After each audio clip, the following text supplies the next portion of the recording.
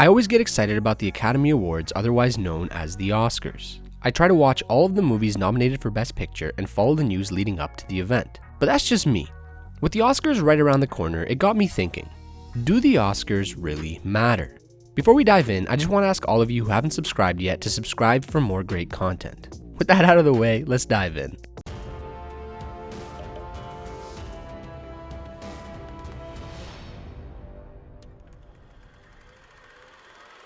It's 2021, and this year we will be celebrating the 93rd Academy Awards presented by the Academy of Motion Picture Arts and Sciences. And this year it's a little bit different than other years. For one, a lot less theater releases came out last year. And two, they are also being hosted during a different time than the usual late February or early March. This is all due to the ongoing global pandemic, and I'm eager to see how else this year's Oscars will differ from previous years. But I'm not here to talk about what will be different this year. What I wanted to find out was, do the Oscars really matter? When compared to the Grammys, the Academy Awards have maintained a certain level of prestige. The Grammys started off as an award that was unbiased to the popularity of the artist or the music, but they have definitely become somewhat of a popularity contest at this point. When trying to determine whether the Oscars really matter in the grand scheme of things, I decided to look at a few different categories. Those categories being financial gain, accuracy, and general impact on the film industry. We will be diving into these categories separately, and then at the end of the video we'll be taking a more general look to determine whether we think the Oscars matter or not. So let's dive in. Oscar winners don't get any money from the Academy for winning an award. This award is solely meant to be an honor and prestige, but it has been reported that some winners and nominees who attend the ceremony get gift bags that are worth in total upwards of $200,000. Even though only 4 actors and 1 director bring home the statuette in the top individual categories, in 2020 all 24 nominees received $225,000 worth of goodies. That's not too bad. From smart bras to lavish cruises, that's a pretty good gift bag in my opinion. But even though there's no direct compensation for winning an Oscar, there are still a bunch of financial gains to be made after winning one. Actors and actresses who won an Oscar can see a 60% boost in their salaries after having received the award. That is a huge pay raise. From receiving more money for individual performances to being sought after by more studios, there's definitely a big benefit to having won an Oscar. But it's not only the actors and actresses that benefit from winning an Oscar. It's also the studios and producers. Having an Oscar nominee on the cast of a movie can significantly impact that movie's initial reception and boost sales. Studios often use the fact that the movie has an Oscar winner playing a role in it as an advertising technique. Oscar-winning movies also get what is called an Oscar bounce back. This is when more people either go to see a movie in theaters, if it's still in theaters, or more people go to buy or stream it in general. This gives another boost of revenue for the studio. This is also one of the many reasons why studios decide to release movies with award potential during Oscar season, which is in November to December. This allows movies to still be in theaters after the award ceremony and benefit from the Oscar bounce back. On top of that, they also bring in a good amount of money for the news outlets and fashion outlets that are involved in covering the Oscars. Leading up to the ceremony, we usually see and hear a lot of hype around the red carpet and who is wearing who. So it does seem like the Oscars make a pretty significant impact on the financial earnings of the actors, actresses, directors, movies, etc. that get nominated, and an even bigger impact on the ones that go on to win an award. But that being said, a movie doesn't need to win an Oscar to make a lot of money. Some of the highest grossing movies of all time didn't do well because they won an Oscar. They won an Oscar because they were considered to be good movies worthy of an Oscar. Heck, some didn't even win an Oscar at all. Avengers Endgame, which currently sits as being the second highest grossing film of all time, only got nominated for Best Visual Effects and didn't even win. So do the Oscars matter in terms of financial gain? I would say yes. They can make a big financial impact on the career of an actor, actress, director, visual effects provider, and even the studio in general.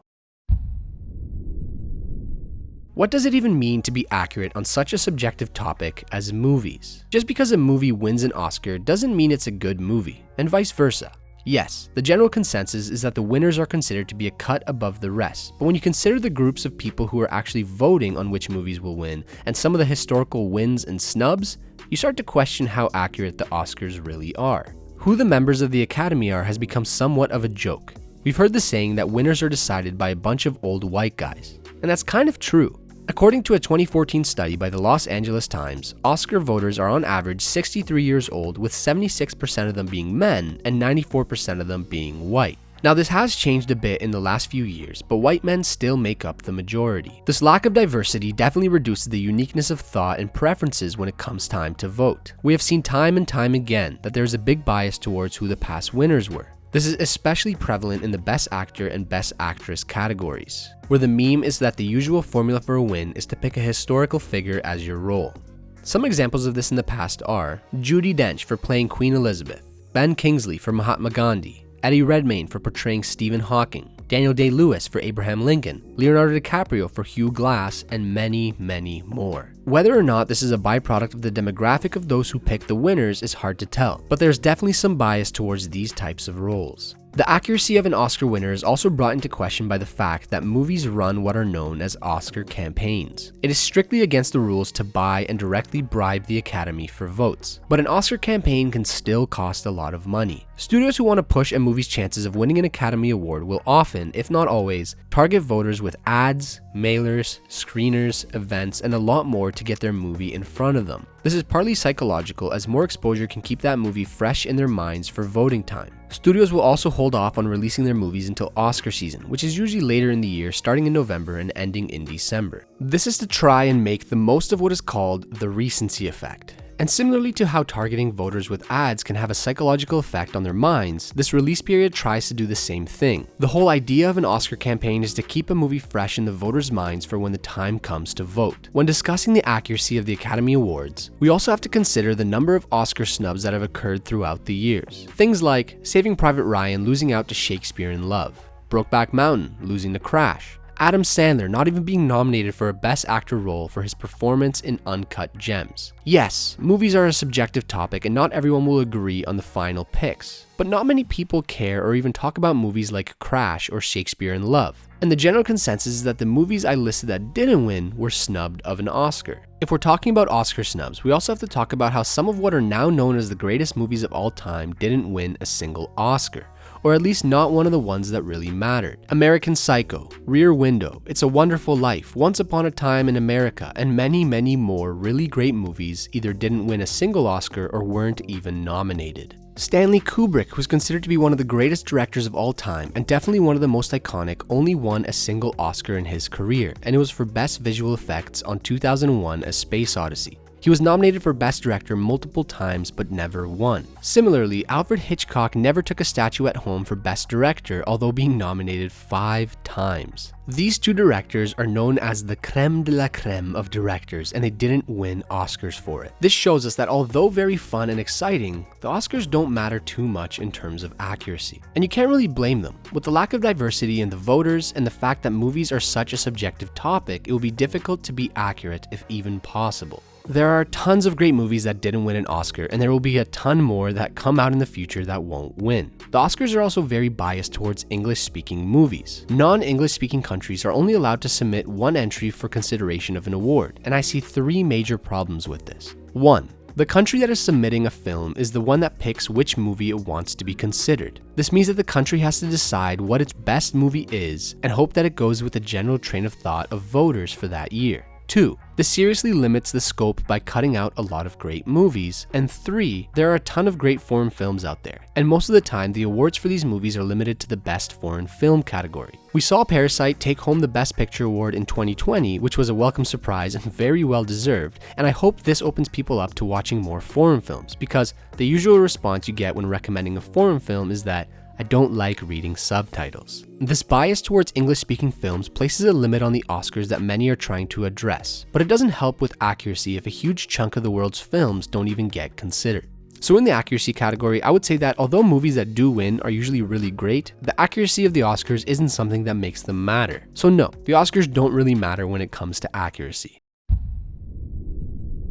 And finally, let's take a look at how the Oscars have a general impact on the film industry. Due to complaints of the Academy favoring white people, there has been a lot of backlash and outcry over the past few years. This was especially prevalent during the 2016 Oscars, where we had the likes of Jada Pinkett Smith, Spike Lee boycotting the awards for the lack of nominee diversity. These boycotts, along with many other complaints, were a big reason for the Oscars changing their rules to be more inclusive and even requiring diversity. These rules have placed some requirements on the different types of racial and ethnic groups that must be represented in a movie to be nominated. These rules are meant to start taking place at the 94th Oscars in 2022, but the Best Picture category will not be affected by these changes until the 96th Oscars in 2024. I won't be diving in depth into the new rules in this video, but if you want to read more about them, I will include a link in the description below.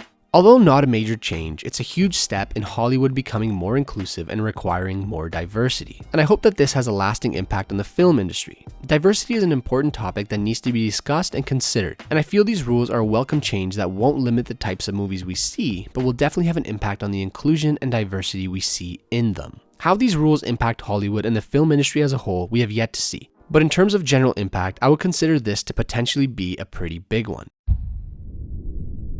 The Oscars are meant to be a celebration of the film industry as a whole, and winning an Oscar is definitely a prestigious moment that can lead to a big boost in each winner's career. They have the potential of creating a big impact, but don't really seem to be that accurate as a result of the lack of diversity in voters, as well as some of the snubs we've seen in past years. So, do the Oscars really matter? In the grand scheme of things, I would say, not really. The Oscars are an outlet that can definitely help with increasing diversity in Hollywood, but it's the people who have been speaking up that are the real reason for this diversity change. One award ceremony won't impact the entire industry because the majority of movies aren't made to win awards. Movies are made to make money. And also, if the Oscars were to disappear tomorrow, we would still keep getting amazing movies. Amazing movies will always be made, and some won't go on to win an Oscar. Winning an Oscar means your movie is recognized by the Academy as being great, but not winning one doesn't mean it isn't. Thanks for watching. If you haven't subscribed to this channel already, make sure to subscribe for more great content. If you like this video, leave a like. And if you have any suggestions for future videos you want to see, leave a comment below. Do you think the Oscars matter? Let's keep the conversation going in the comments. And until next time, have a good one.